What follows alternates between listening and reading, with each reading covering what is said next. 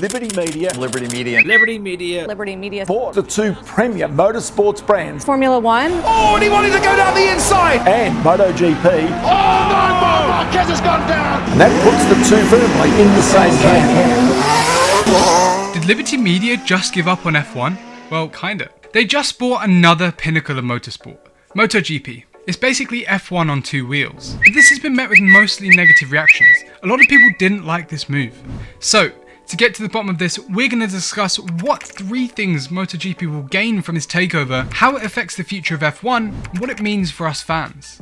Now, F1 has a lot of things that still need improving, but compared to when it was owned by Bernie Ecclestone, F1 has come incredibly far, and Liberty Media have already stated that they intend to grow the sport for MotoGP fans, teams and shareholders, so they're trying to do to MotoGP what they did to F1. But there are 3 things in particular that really demonstrate what they improved in F1 and therefore what they'll be doing in MotoGP. Now for the first point, I want you to remember the Bernie era of F1. Cars are better looking, yes, but it was also a time of intense politics as well as a lack of entertainment. No Lando spilling milk, no cool montages of Ferraris, no proper entertainment at the circuits. There was the racing, and that was it. This meant that F1 was losing money. A lot. And it had the air of being an old boys club, not the pinnacle of motorsport that it's deemed as today. And that's what Bernie wanted at the time. In an interview in 2014, he said, "I don't know why people want to get the so-called young generation. Many of these kids haven't got any money. I'd rather get to the 70-year-old guy who's got plenty of cash." Clearly that wasn't the way to do things. When Liberty Media came in, they did the complete opposite. To attract a younger audience, F1 became incredibly active on social media, they heavily revised the broadcasting, and the entertainment side of the sport now actually exists. And I don't just mean the in-your-face stuff at Miami and Vegas. I mean the basic content and posts that you see of race results on your Instagram feed. And the figures prove that this was the right decision. In just 5 years, F1 increased its social media audience by 600%. So, what does this mean for MotoGP? How is it going to help them?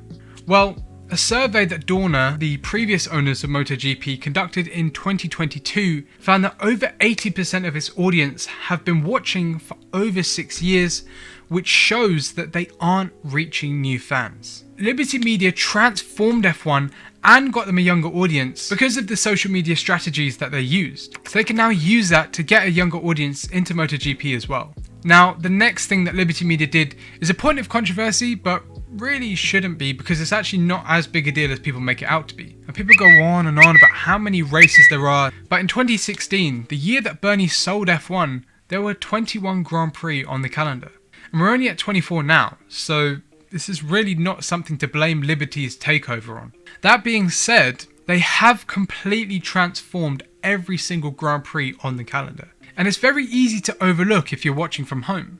Let's use the Dutch Grand Prix as an example. Now at home, we just see the race. But for one weekend a year, the Zandvoort circuit becomes one giant festival, but with an F1 race in the middle of it.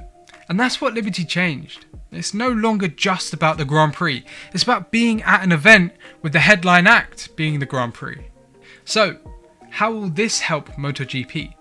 Well, I have no doubt that making each race a proper event will be something getting a big push from Liberty Media because they know it makes an event so much more popular. But it doesn't mean 60 race calendars like everyone is thinking.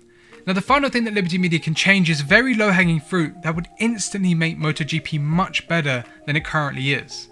There's been a complete mentality shift regarding aero because F1 engineers have moved to MotoGP and they brought the downforce concept with them, which has led to Ducati dominating the sport. Now, we've seen Liberty and the FIA shift the regulations to promote wheel-to-wheel racing with the ground effect concept coming back from 2022. And just like in F1, MotoGP bikes now produce a lot of dirty air, which makes it harder to follow and race. But unlike in F1, all they have to do to completely fix this is ban aero. That's it. Then you could see 8 riders battling for the lead on the last lap from a number of different manufacturers and the most incredible overtakes you have ever seen. It's really as simple as that.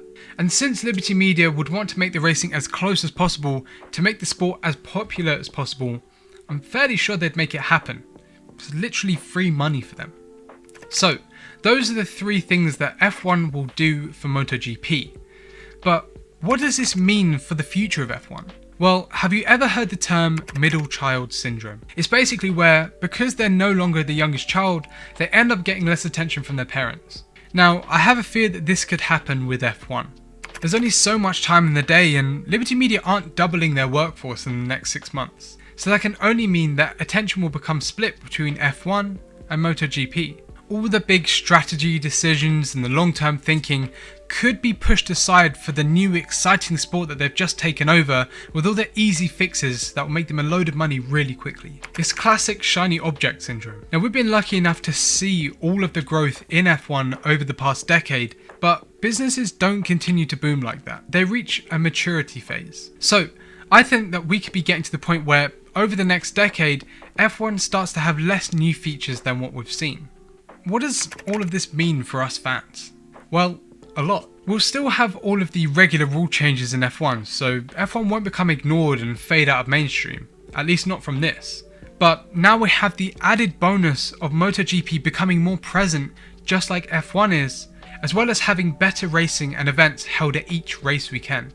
There's already talks of MotoGP and F1 having a race at the same track at some point. So there's a lot to look forward to, whether you're a fan of F1 or MotoGP. Now, speaking of better racing, F1 struggles more than most to get regular side-by-side action on track. So that begs the question, what makes a track good for racing in F1 specifically? And what's the secret to completely transform a race weekend? I can guarantee it's not what you're thinking. Well, if you want to find out more, you can watch this video here.